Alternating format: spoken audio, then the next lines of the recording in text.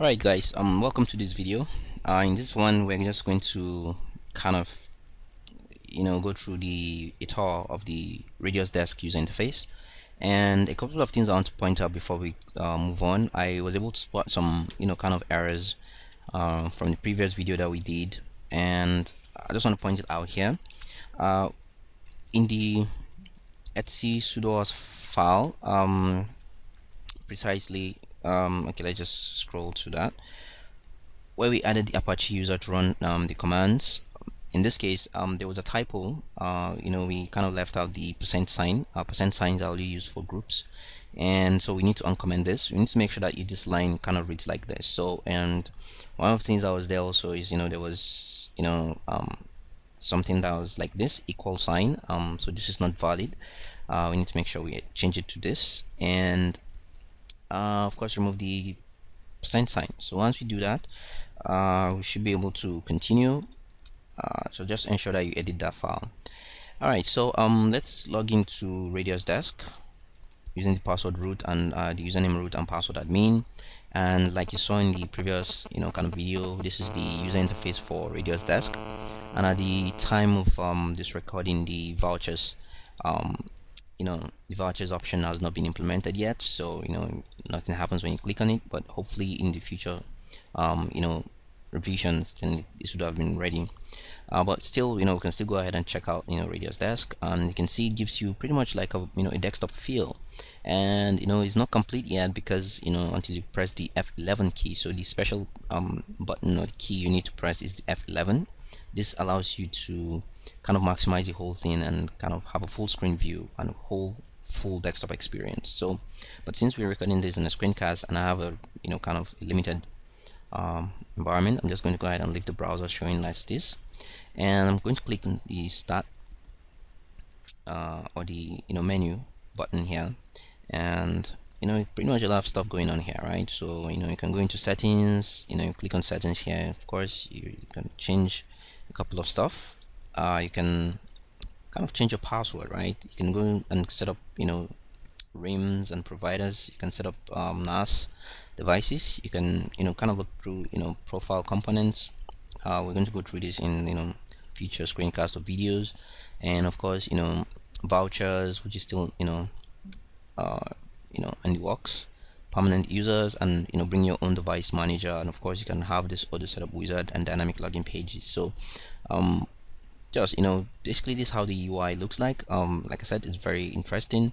One of the things I want to kind of dive right into is the the log viewer, right? So you're wondering why we're setting up Node.js. Well, if you kind of fix all the bugs I mentioned earlier, then you're seeing the next generation real-time display from Node.js. So you can see here that this is a direct dump of my the Radius log file, and if you notice here, we have these two buttons here that I can start and stop Radius server. So we can go ahead and give that a try. If I press the red button, you can actually see that just real time we've seen the signal to terminate exiting normally. So you can see that actually Radius is off. And just to show you that I'm not bluffing or showing anything, if I run the RADIUSD status command, of course you can see the Radius is stopped.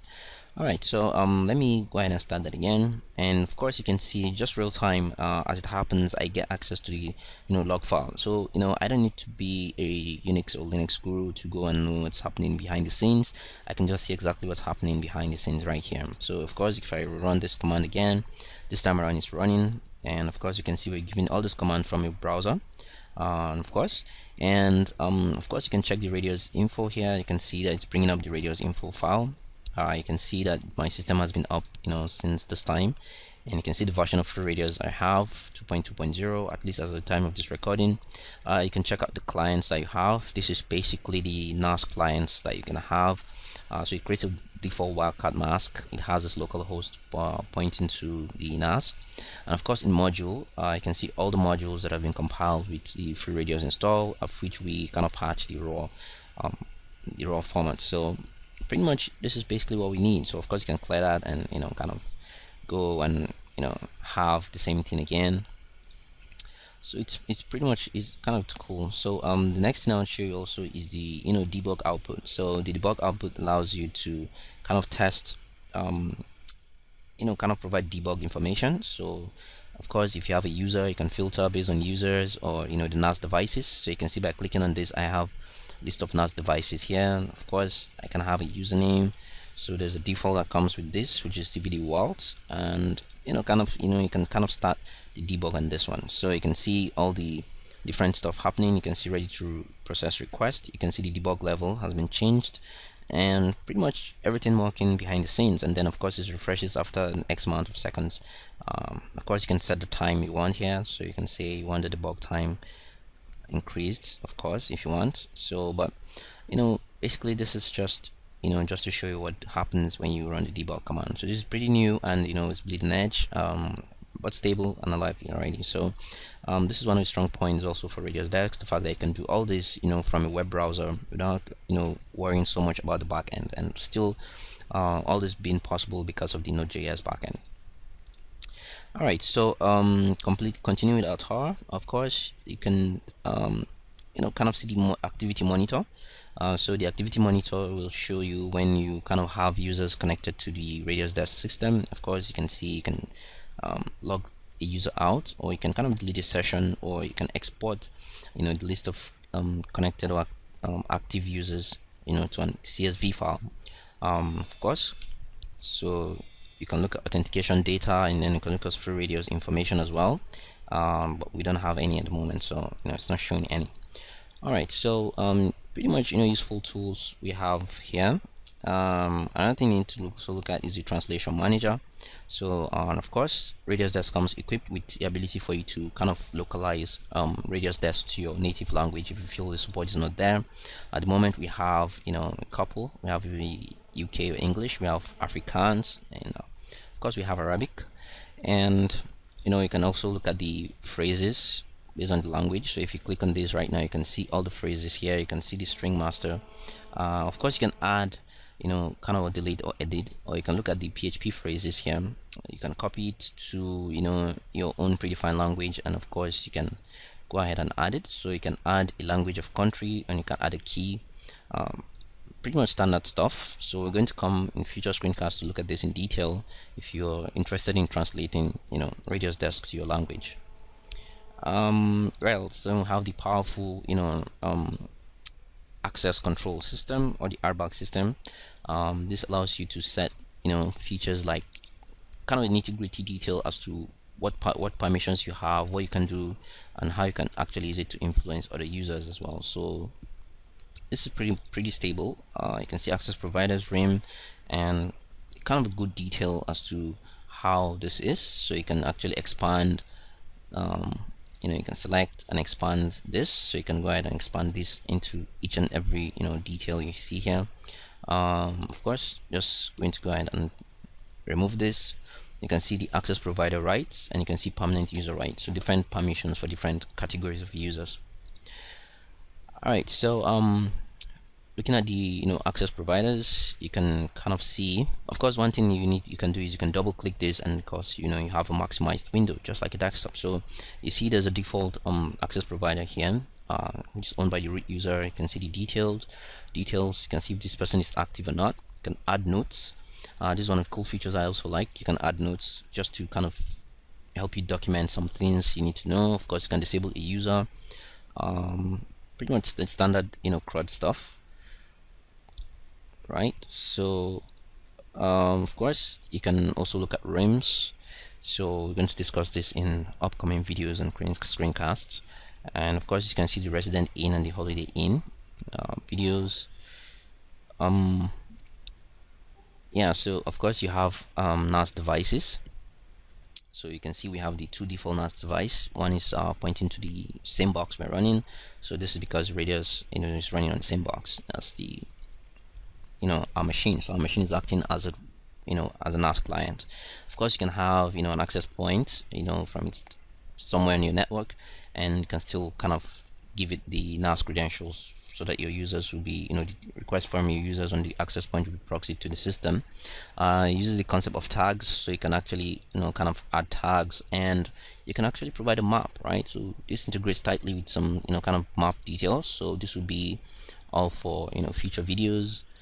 And once we do all this, and of course, I talked about the device tags. You can also go to profile components. So this is how you actually create the billing details and information.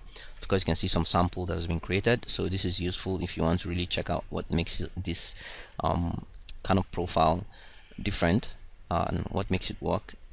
And of course, in addition to just the profile components, you have the specific profiles or the profile itself. This is what you can see using a particular profile components, and you can see you have a device for profile A and device for profile for device another device. So, and let's see what else. So pretty much those are the standard stuff. If you go to permanent users, you can see we have a permanent user here. You can see the authentication type is SQL, and of course you can see it's tied to the profile A profile, and of course you can see it's tied to the radius in room. And of course you can test this user to see if the radius credentials match or passes. So if you get this green, then it's good. You can see it's about 500 megabyte, and this is coming from the profile attribute that we set here. All right, so let's keep digging. Of course, vouchers has not been implemented. The bring your own device option here, it's very cool. You can see some sample that Derek has been playing with. You can see the MAC address of his tablet and the MAC address of one of his Linux virtual machines, and you can see all of them sharing the same profile. And of course, this profile has been set for devices, and you can go ahead and test each and every one of this. And of course, you can enable and disable a particular user. And of course, the auto setup, it's very it's a cool UI. So you can see here access point auto setup. So if you want to set up an access point, you can actually follow a GUI type setup where it kind of helps you create a tunnel that connects to that. So if you remember our dynamic clients, this is part of what it needs to do. And of course, the dynamic login pages, and hopefully this should have been a feature that has been implemented in upcoming videos. But for now, of course, we can go ahead and play around with what we have here. So hopefully this video has been useful. If you have any questions or comments, kind of drop it in the comment section of the video, and promise to help you check it out. And if you really need to dig into these things, then you need to spend some time on the RADIUSdesk interface. It's really cool. Lots of stuff hidden, bells and whistles, and lots more to come from, at least from the author as promised. So hope to see you in the next video, and thanks a lot.